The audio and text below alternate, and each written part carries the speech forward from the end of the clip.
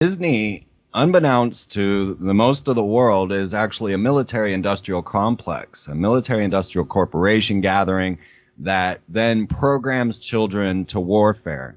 And this was shown dramatically in their early renditions in their first films, that when the military took over Disney Studios and they started to produce wartime propaganda. Whoa, wait a minute. They took over. Tell us about that. They took over the studios? In 1941, when the Japanese attacked Pearl Harbor and the U.S. officially entered World War II, the next day, Walt Disney arrived to work at the studio in Burbank to find that it had been commandeered as a primary defense station to guard against the nearby Lockheed plant against a possible airstrike. Wow. And all his film equipment was replaced by anti-aircraft weaponry, and the parking lot was filled to capacity with crates of ammunition and jeeps. So Disney was outraged when he learned that his was the only studio to be turned into a makeshift military base. And during this occupation, the studio became a virtual war factory with well over 90% of its production in the service of government training and education and propaganda films. I mean, you can watch Disney cartoons on how to load your anti-tank weapon. Oh, wow. Yeah. Was that Disney on the front Disney on the front lines? Disney on the front lines actually boasts how Donald Duck did more to get people to pay their income taxes than all of the propaganda campaigns combined.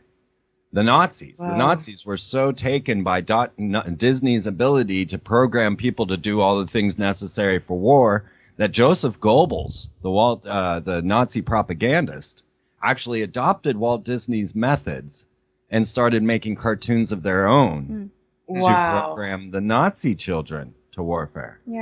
Yeah, there's a classic 1943 version of Chicken Little, and you can clearly see the outline of modern-day mind control at work in this story, where you're introduced to a coop of chickens that mirror human society. And so they have the lead big man on campus, the rooster, Cocky Locky, and he's the main chicken inspector, supervisor, and then they have the other classes of society, like the knitting birds and the gossiping birds and the birds that love going to the bar, just and then there's Chicken Little, he's a little naive new egg, but they say he's generally a good egg. And then there's Foxy Loxy, and he's the sly hungry fox who ponders the best way to catch a chicken, and he's put off by this tall fence. So he decides, why should he jump into the coop and risk his life to catch one chicken when he can use psychology to get all of them where he wants to go? And so he has this little red book that he quotes out of during the cartoon, and the first tenet is, if you tell him a lie, don't tell him a little one, tell a big one. And this is straight out of Mein Kampf.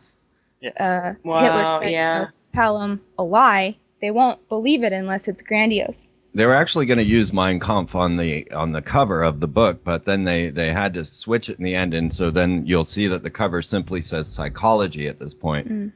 Wow, yeah. We kind of equate Alex Jones with Chicken Little. Well, yeah. I mean, in the film, the fox, he steals a piece of wood with a 5-pointed pentagram painted on it, and he throws it over the fence, and it hits Chicken Little in the head. And Chicken Little's all dazed by this, pentagram. And the fox whispers through the fence, "This is the voice of doom, and the sky is falling." And so Chicken Little rushes to warn all the other little chickens to show them the proof and the star and the bump on his head. He's got evidence, right? Yeah. And so the chickens are all frightened until Cocky Locky appears as the voice of reason and identifies the star as just a piece of wood, and the sky's not falling. So the fox is temporarily foiled, but he has other techniques up his sleeve. So he goes back to his book, and his book says, undermine the faith of the masses in their leaders. Oh, my gosh. So the fox infiltrates the different social groups, speaking to the fence, little voices in their heads. He's spreading rumors and provoking the chickens to fight amongst themselves, and they demote Cocky Locky as the king of the roost because he's not believing in all of their propaganda. Yeah. Mm-hmm. So then the fox goes back to his book, and he says, by the use of flattery, insignificant people can be made to look upon themselves as born leaders. And the fox convinces Chicken Little that it is his turn now, that Cocky Locky has fallen out of favor, and he should be the one to step up and lead the chickens. So he screams that he's their new leader and begins to debate about the validity of the claims the sky is falling. Then the fox throws another star over the fence, and it hits Cocky Locky in the head. And all the chickens witness this event. It's kind of like a false flag. Right. Yeah. Yeah, and they all run to Chicken Little for guidance.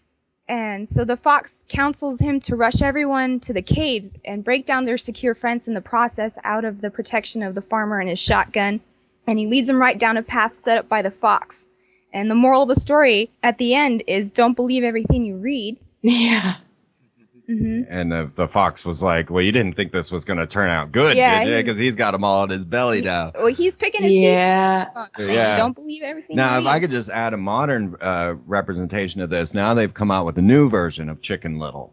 And I think it's even in like high-def 3D animation.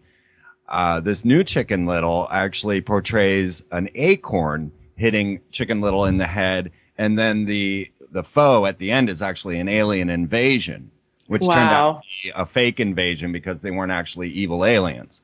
But when we start to look at the puzzle that we're in now, and as they start to promote this alien invasion, the event, V, I, you name it,